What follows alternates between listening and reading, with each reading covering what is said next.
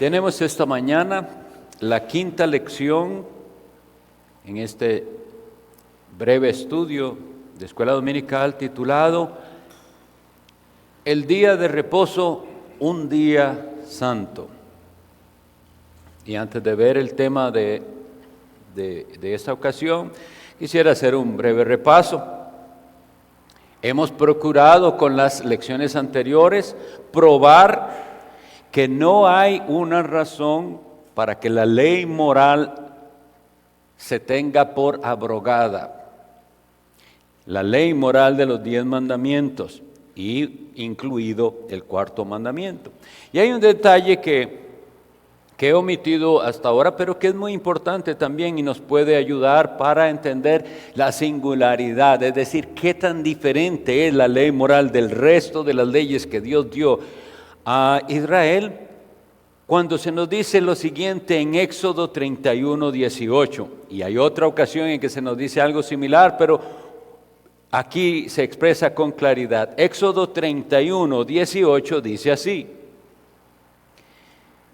y dio a Moisés, Dios dio a Moisés, cuando acabó de hablar con él en el monte de Sinaí, 2 tablas del testimonio o del pacto, tablas de piedra, y esta es la frase que nos interesa, escritas con el dedo de Dios. Como les decía, nosotros hemos estado en las otras lecciones tratando de probar que no hay un argumento válido para pensar que la ley moral de Dios que se plasma en estos 10 mandamientos haya sido abrogada. Dios la dio de una manera diferente de como dio las demás leyes. Y al decir esa frase, aunque nosotros sabemos que Dios no tiene dedos, Dios es espíritu. Pero ¿qué significa? ¿Qué quiere decir eso con el dedo de Dios? Dios puso su firma en aquella santa ley de la cual hemos aprendido, y estoy insistiéndoles que memoricen Romanos 7:12. La ley a la verdad es santa y el mandamiento santo, justo y bueno. Habíamos visto también, para repasar muy rapidito, los propósitos del cuarto mandamiento. Primero habíamos dicho que la ley se resume en amor a Dios y amor al prójimo, y que en particular el cuarto mandamiento tiene los 2 elementos. Entonces habíamos visto que el propósito inicial por el cual se dio el cuarto mandamiento de la observancia del día de reposo era un memorial de la creación, una manera en la cual nosotros honramos a Dios con nuestro tiempo. Entonces ese es el elemento vertical, cuando la palabra del Señor dice: Jehová bendijo el día de reposo y lo santificó. Entonces aquí vemos que expresamos nuestro amor a Dios honrándolo con una porción específica de nuestro tiempo. Igual como alguien pudiera decir, todos los días son del Señor, lo cual es cierto, realmente todo el tiempo nuestro es del Señor, pero hay algo específico que dedicamos y apartamos solo para Él. Ahorita seguiremos con ese. Entonces, el primero, memorial de la creación, apartamos tiempo para Dios, amor a Dios. Segundo propósito del cuarto mandamiento, memorial de la liberación de Egipto. Y habíamos leído esto en Deuteronomio 5, 14 y 15.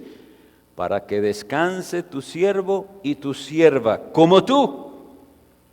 Descanso, acuérdate que fuiste siervo en tierra de Egipto y que Jehová tu Dios te sacó de allá con mano fuerte y brazo extendido, por lo cual Jehová tu Dios te ha mandado que guardes el día de reposo.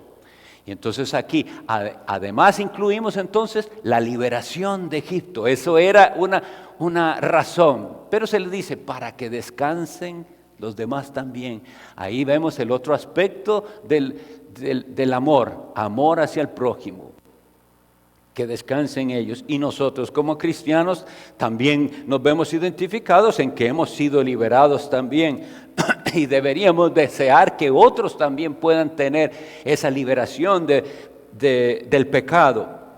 Y el tercer propósito que habíamos visto era la santificación del pueblo de Dios, como habíamos leído en Ezequiel 20:12, que Dios denuncia y le dice al profeta, ¿qué hizo él con Israel? Dice, les di mis días de reposo para que fuesen por señal entre mí y ellos, para que supiesen que yo los santifico, que yo Jehová los santifico. Entonces, vemos en algo importantísimo. Y en cada uno de ellos nosotros hicimos la conexión. ¿Y eso es solo para Israel o tiene que ver algo con nosotros? Y vimos la razón espiritual de eso. Entonces es una señal entre Dios y su pueblo. Nos identificamos con Dios. Ahora bien, sí es necesario que enfaticemos que en el nuevo pacto hay cambios. Y hay bastantes cambios. Y quisiera enfatizarlos hoy para que veamos entonces el porqué del cambio de día también. El culto antiguo, cuando digo esto quiero decir el culto del Antiguo Testamento, fue descrito como, que es el que ya no practicamos hoy, fue descrito en Hebreos 9:10 de la siguiente manera. Dice que ese culto antiguo consiste de comidas, bebidas, diversas abluciones, ordenanzas acerca de la carne, impuestas hasta el tiempo de reformar las cosas, dice nuestra versión. Como yo les había comentado, la versión de la Sociedad Bíblica Trinitaria, que es más apegada al original en el sentido de que pone en cursivas las palabras que no están en el griego, pero que fueron necesarias en la opinión del traductor, ponerlas para entender, no trae no trae ese final las cosas. Realmente en griego nada más leeríamos hasta el tiempo de la reforma. Ahora, ¿de la reforma de qué?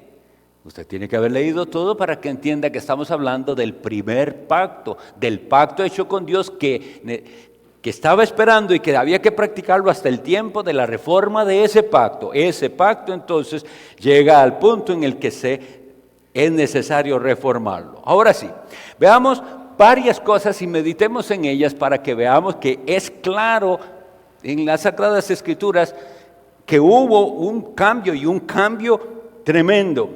El primero que podemos notar en Hebreos capítulo 3, ustedes lo pueden leer todo, es un cambio en el mediador. ¿Quién era el mediador entre Dios e Israel? Moisés. De hecho, hasta los tiempos de Cristo, los judíos le dicen a los demás, nosotros sabemos quién es Moisés, él es al que nosotros seguimos, pero no sabemos quién sea. Dijeron de Jesús.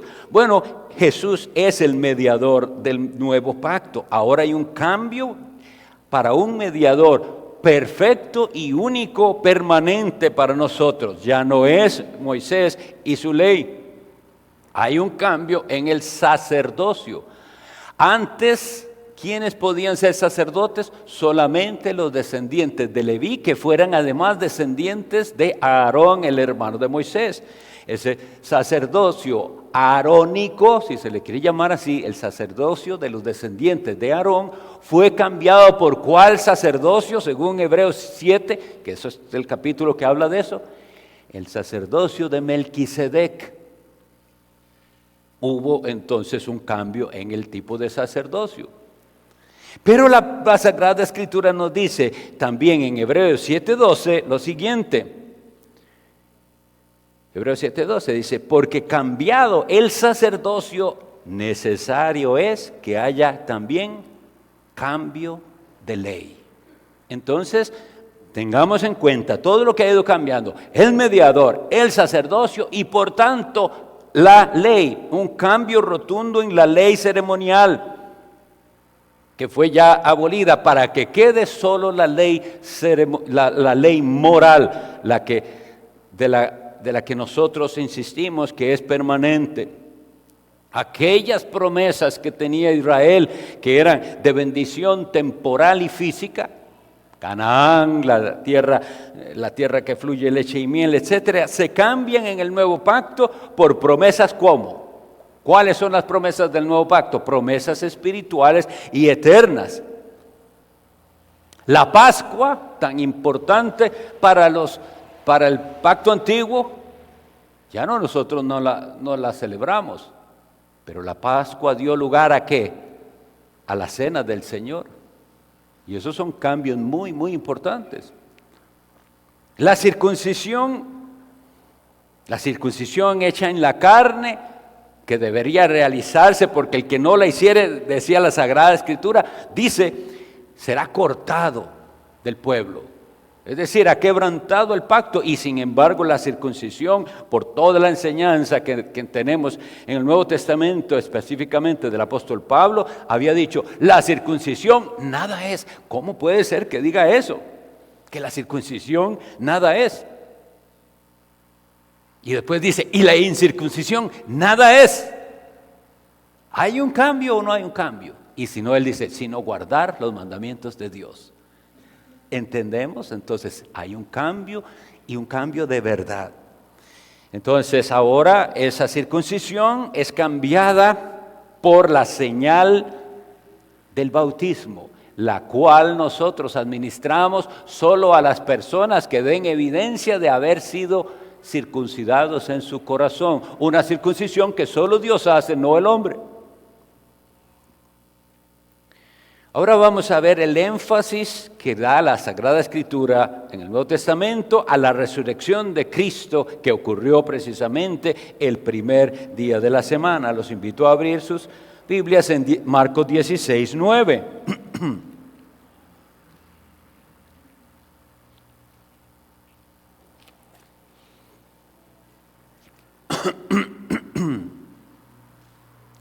Marcos 16, 9 dice,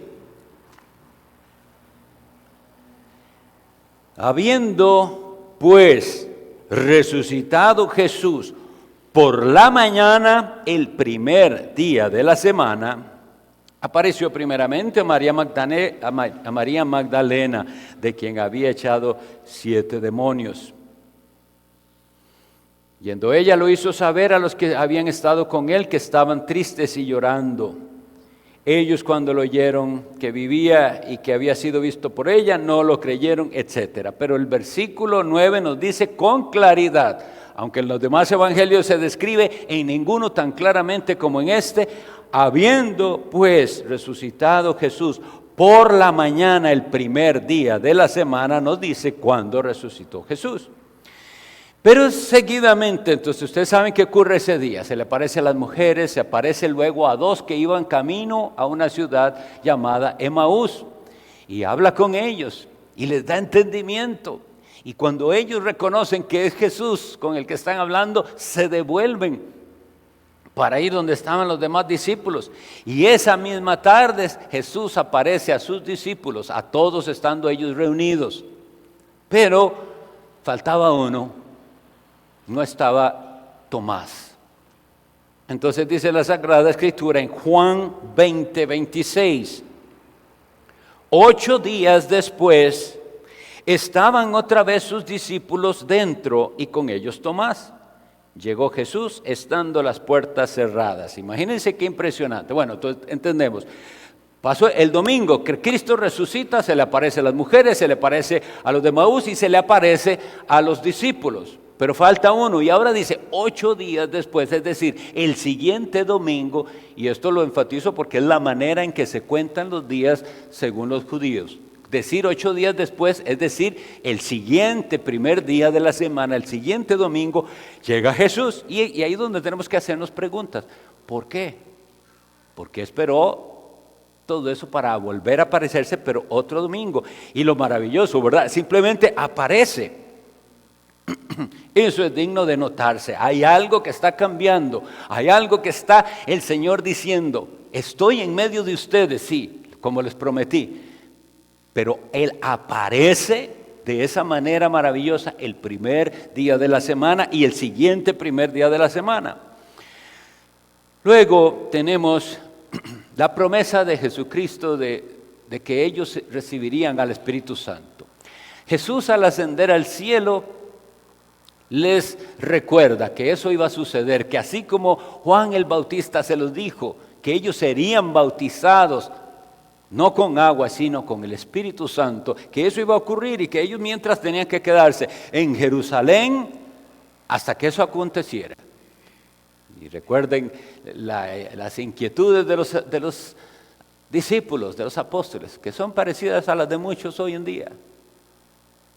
¿Restaurarás el reino a Israel en este tiempo? Ese deseo de saber cuándo es el fin, ya va a pasar, ¿qué señal?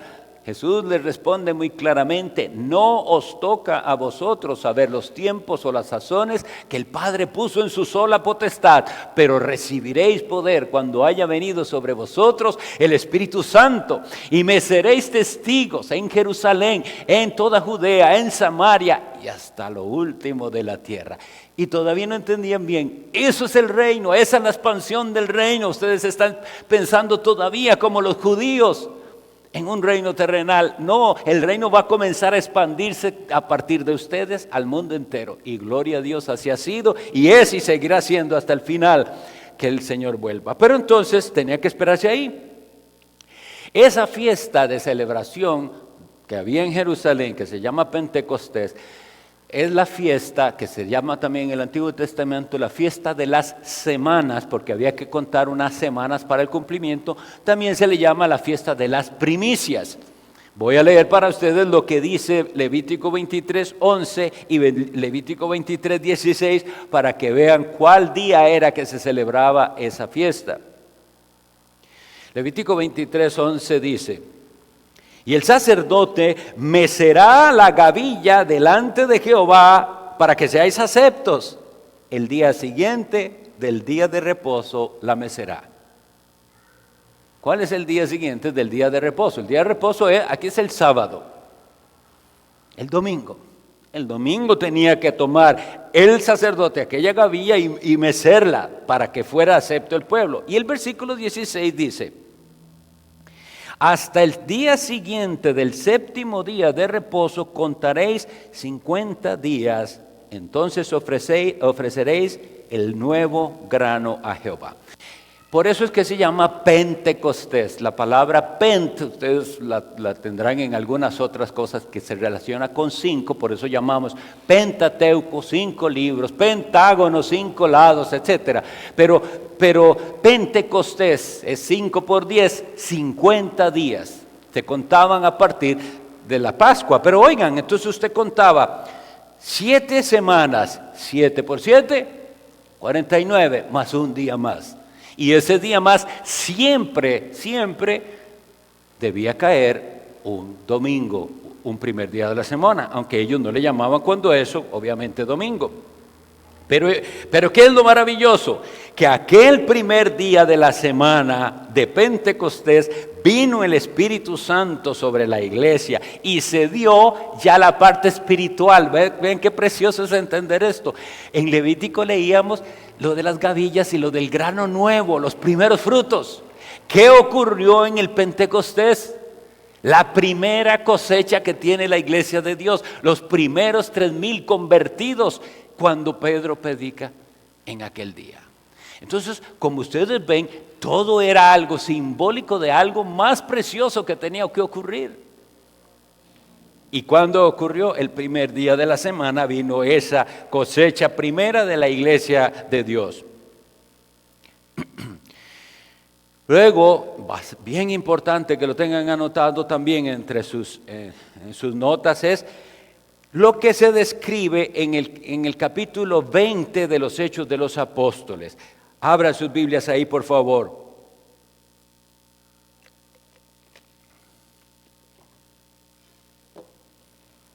En Hechos capítulo 20.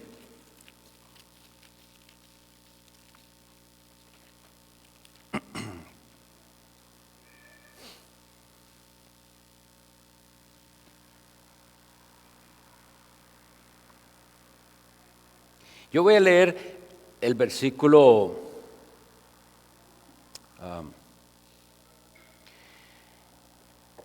desde el versículo 5, 25, para que entendamos un poquito lo que está pasando ahí. Ese es uno de los viajes misioneros, pasan por Macedonia, por Grecia, por varias ciudades, hasta llegar a Troas. Pero oiga, dice: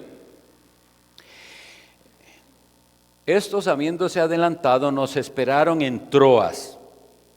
¿A quiénes? A Pablo y los que iban con él. El que está escribiendo esto es Lucas. Y en el versículo 6 dice, y nosotros, pasados los días de los panes sin levadura, navegamos de Filipos y en 5 días nos reunimos con ellos en Troas. Y oigan lo siguiente, donde nos quedamos 7 días. Nos quedamos una semana entera ahí. Y el versículo siguiente dice, el primer día de la semana, reunidos los discípulos para partir el pan, Pablo les enseñaba. Entonces quiero que hagan la conexión. Tenemos a Pablo y a su equipo llegando a una ciudad y ellos tienen varios días de estar en la ciudad. Pero la Escritura nos dice específicamente que no se reunieron ni el sábado ni ningún otro día, sino reunidos los discípulos para partir el pan. ¿Cuándo? El primer día de la semana. Estos versículos que estamos viendo, la resurrección y esta práctica, lo que quiero es que vean que la Escritura nos va llevando con claridad de qué era lo que hacía la iglesia después de la ascensión de Cristo.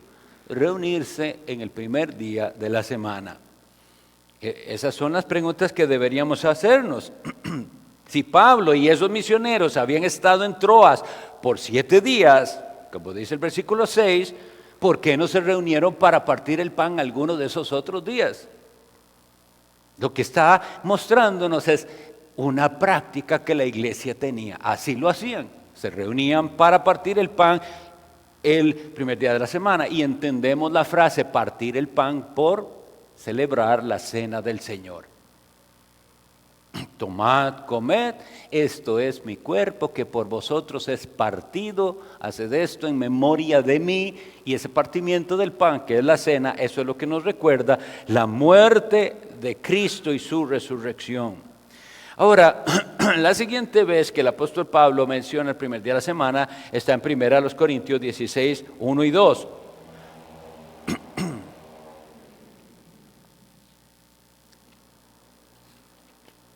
Primera a los Corintios 16 dice así: en cuanto a la ofrenda para los santos, haced vosotros también, y esta parte es importante que le pongamos atención, de la manera que ordené en las iglesias de Galacia. Es decir, lo que vamos a leer no es una sugerencia del apóstol Pablo, sino una orden que él le dio, pero no la dio solo a los corintios, sino que dice, ya esto es lo que yo he explicado que hagan a las otras iglesias. Ahora, ¿por qué no menciona a todas? Él está hablando de un proyecto especial y es llevar una ayuda económica porque había una terrible hambruna en Jerusalén. Entonces las iglesias se ponen de acuerdo y dicen, tenemos que ayudar a nuestros hermanos en Jerusalén, lo cual nosotros tenemos que seguir haciendo. Y tenemos que como iglesia pensar, ¿a cuántos hermanos estamos ayudando que están en necesidad? Es nuestro deber, es lo que el Señor mandó. Pero entonces, como tenían que recaudar varias iglesias ofrendas, el apóstol Pablo, muy diferente de lo que hacen los falsos apóstoles de hoy, que hacen la ofrenda el día que llega el apóstol, él dice que cuando yo llegue no estén recogiendo ofrendas, que ya las tengan recogidas, y da la instrucción para esa recolección. Debemos entonces preguntarnos, ¿por qué dio una instrucción tan específica como lo que leemos en el versículo 2? Cada primer día de la semana, cada uno de vosotros ponga aparte algo según haya prosperado, guardándolo para que cuando yo llegue no se recojan entonces ofrendas. Y cuando haya llegado a quienes hubiereis designado por carta, a estos enviaré para que lleven vuestro donativo a Jerusalén. Esta instrucción, mis hermanos, solo tiene sentido si ese era el día que se reunía la iglesia. Porque lo que quiere decir es, falta todavía tiempo para que yo llegue allá. Mientras tanto, cada domingo hagan esa colecta, eso se va guardando y cuando yo llegue, entonces nada más dice el apóstol, esto es lo que hemos recogido en estos meses, llévelo a nuestros hermanos de Jerusalén. O como él dice ahí, me dicen con quién lo mandamos, ustedes también encarguen, bueno, vamos a encargar a tal que él vaya, que sea mensajero nuestro. Este tipo de instrucciones nos tiene que hacer pensar. ¿Entendía la iglesia que el día de reunirse para adorar había cambiado? Porque eso es lo que estamos viendo. Cambió el mediador, cambió el sacerdocio, cambió la ley, cambió el día.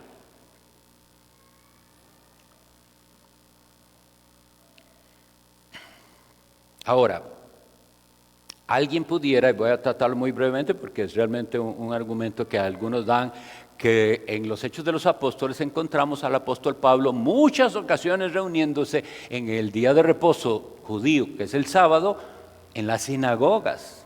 Y eso es completamente cierto. Y es conforme a lo que el Señor le mandó a todos, a los judíos primeramente y también al griego, siempre con ese orden. Entonces, el mensaje siempre debía llegar primero a aquellos descendientes de Abraham según la carne. ¿Y dónde estaban ellos? ¿Dónde los conseguimos? Claro que en la sinagoga el sábado. Entonces él iba ahí iba y los trataba de alcanzar y les predicaba el evangelio. En la gran mayoría de las veces ellos rechazaban al evangelio y entonces, ¿qué decía Pablo? Sacudo el pueblo de mis pies, me voy a los gentiles. Y eso una y otra vez. Y eso era así. Cuando él llega a Macedonia, ¿verdad? A Filipos también leemos eso. Ahí no había sinagoga. Pero ¿dónde voy yo que la gente se reúna para que me oiga la palabra? Bueno, había unas mujeres judías que se reunían como correspondía el sábado, pero a la orilla de un río. Ahí vamos donde estén. Entonces no hay ninguna contradicción. Claro que sí, eso lo hacían así. Y era lo apropiado para alcanzar primero a los judíos y luego abrir la puerta a los gentiles. Pero la práctica de la iglesia, según lo que hemos visto en Hechos de los Apóstoles, era reunirse en el domingo. La siguiente cita es Apocalipsis 1:10.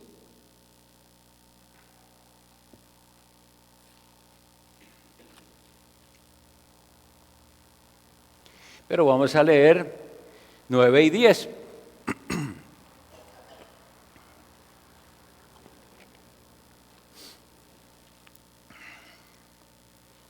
Yo, Juan, vuestro hermano, y copartícipe vuestro en la tribulación, en el reino y en la paciencia de Jesucristo, estaba en la isla llamada Patmos, por causa de la palabra de Dios y el testimonio de Jesucristo.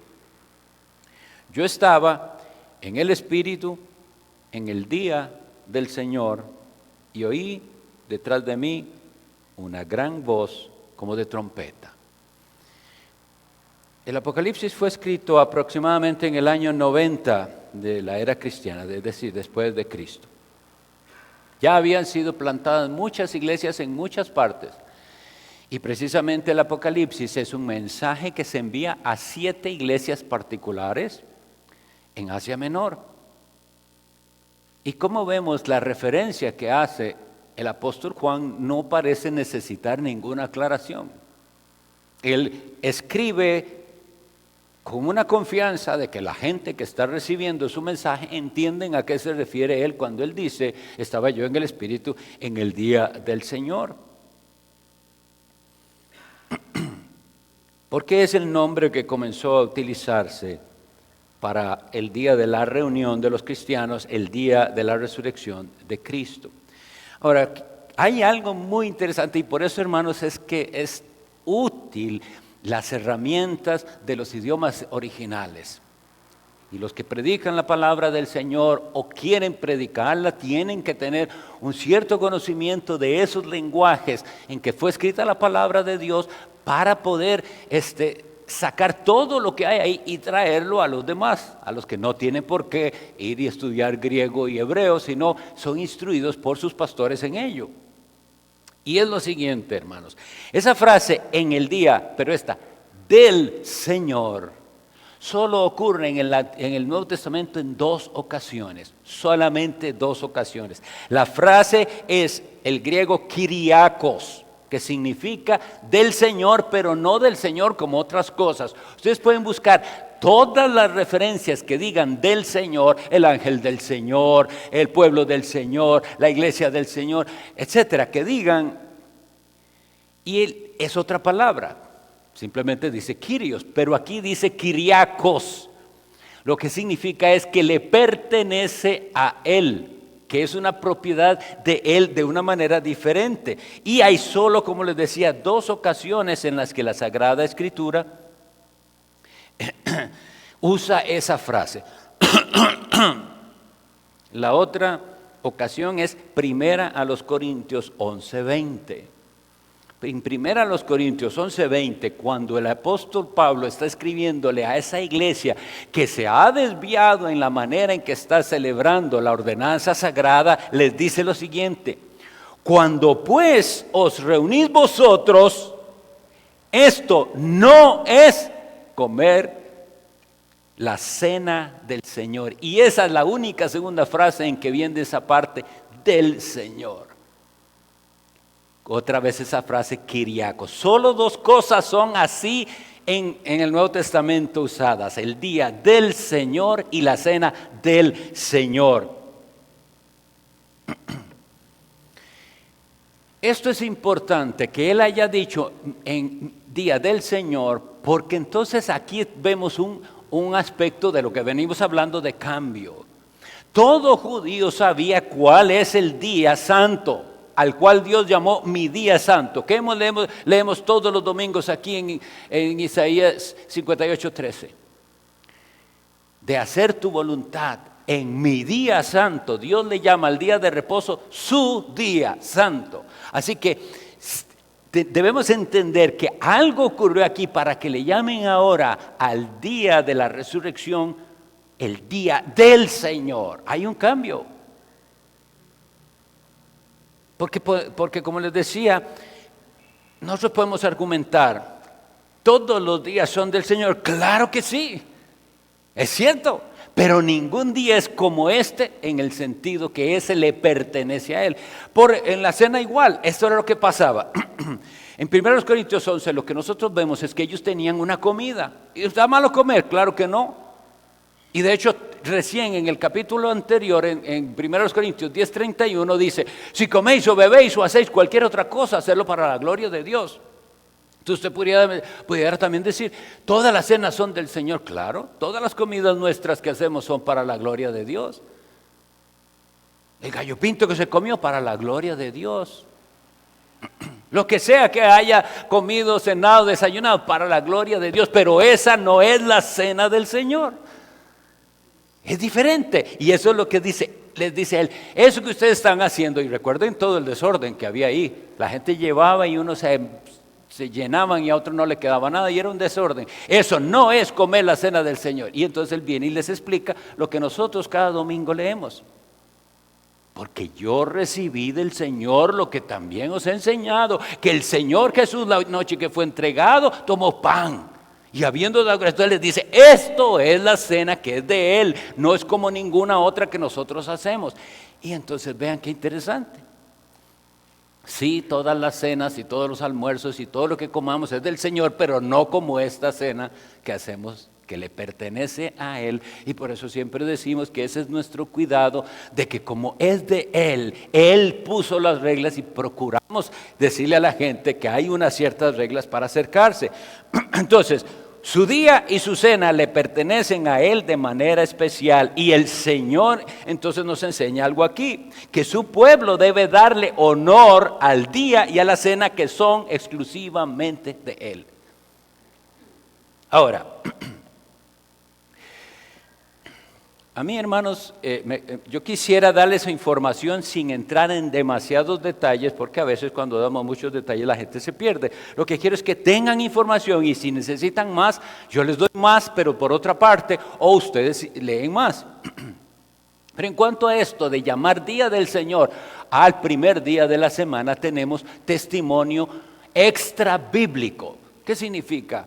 Que hay documentos de aquellas épocas post-apostólicas que nos confirman que así era.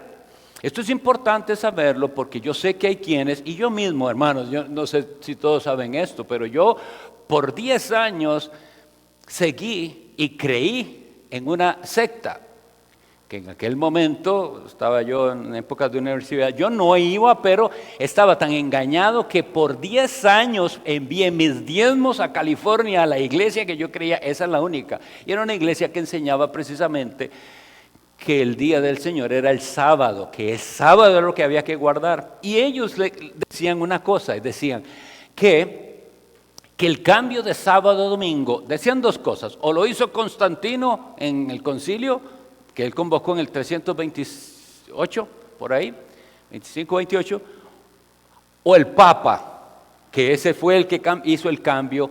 Y hay documentación en la cual sí se proclamó, se ratificó el domingo como día de culto para los cristianos. Pero eso no fue invención de ellos.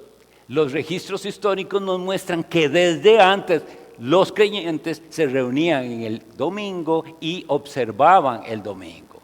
Entonces ve qué triste, yo lo creía así hasta que, de hecho ellos decían que los cristianos valdenses de la Edad Media, que esos fueron unos creyentes muy perseguidos durante el siglo XII, XIII, etcétera, hasta el siglo XVI, guardaban el sábado y que esa era, y resulta que usted va e indaga a toda la historia de los valdenses y ellos nunca guardaron el sábado.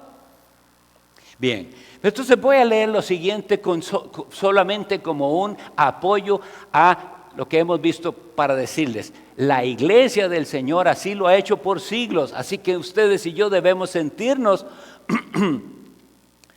en línea y concordancia con la iglesia histórica. Cuando decimos a veces la palabra, si la escuchan padres postapostólicos o los padres apostólicos, significa que ellos fueron o discípulos de algún apóstol o discípulos de un discípulo de los apóstoles. Es decir, están bastante cerca. Como les decía el otro día, es como que usted dijera aquí en Costa Rica, bueno, yo no conocí a José Figueres, que fue presidente de este país, pero yo conocí a alguien que sí lo conoció. O usted puede decir, mi abuelo sí lo conoció. Entonces, hay un espacio realmente de poco, 1 o 2 generaciones máximo entre esos líderes del siglo pasado y nosotros. Eso es parecido con lo que pasa con los padres apostólicos. Entonces, les voy a decir algunos datos que se pueden comprobar por los documentos existentes. En el documento llamado la Didaché, que es de antes del año 100, en el capítulo 14 y en el párrafo 11 de ese librito, que se llama la Didaché o la enseñanza de los apóstoles, dice así: pero en el día del Señor deben reunirse y partir el pan y dar gracias después de haber confesado sus transgresiones para que su sacrificio sea puro. Hace la referencia al día del Señor muy claramente. En la carta de Bernabé, ¿verdad? Bernabé se dice que esta carta data del año 74 de la era cristiana. Dice así: vuestras lunas nuevas y sábados no puedo soportarlas, dice él está hablando de lo que Dios decía a Isaías. Y veamos cómo se habla: vuestros sábados no son aceptables para mí, pero esto es lo que he hecho, un nuevo comienzo del 8º día. Esto es el inicio de otro mundo, por eso guardamos el 8º día con gozo, el día en que también Cristo resucitó de los muertos y cuando se manifestó. Ese es entonces Bernabé. Ignacio de Antioquía, que escribe en el año 110 de la era cristiana, en una carta a Magnesio, capítulo 9 de esa carta dice: aquellos que fueron criados en el antiguo orden de cosas han venido a poseer nuestra esperanza, dejando de guardar el sábado y viviendo en la observancia del día del Señor. Ignacio de Antioquía, en el año 110, en una carta a un hombre llamado Trajano, en el capítulo 9 de esa carta también dice: al amanecer del día del Señor, Él se levantó de la muerte. Entonces, el día de la preparación, Él sufrió. Ese es el viernes. Él sufrió la pasión. En el día sábado estuvo sepultado y en el día del Señor fue resucitado. Justino Mártir, en el año 155, dice: y en el día llamado del sol, se reúnen en un lugar y leen las memorias de los apóstoles. Es el día en que tenemos nuestra asamblea común, porque es el primer día en que Dios, habiendo hecho un cambio en la oscuridad y la materia, hizo el mundo. Y en ese día Jesús resucitó. Vean qué comentario más interesante.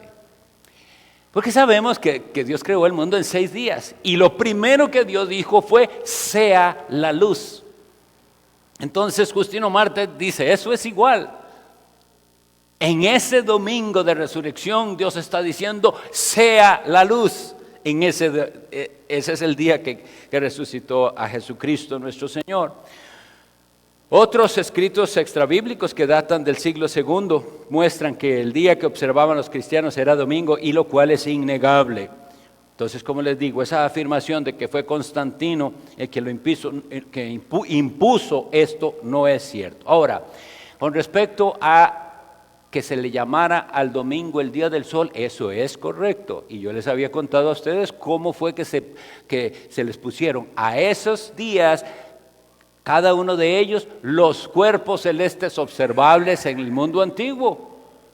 Y que el lunes lo pusieron lunes por la luna, y que el martes por Marte, y el miércoles por Mercurio, y el jueves por Júpiter, y el viernes por Venus, y el sábado, ese tenemos influencia judía, sábado significa reposo, es el sábado judío, pero el que nosotros tenemos, que se llama domingo, en otros idiomas lo traducen día del sol, y así era, el primer día de la semana era el día del sol.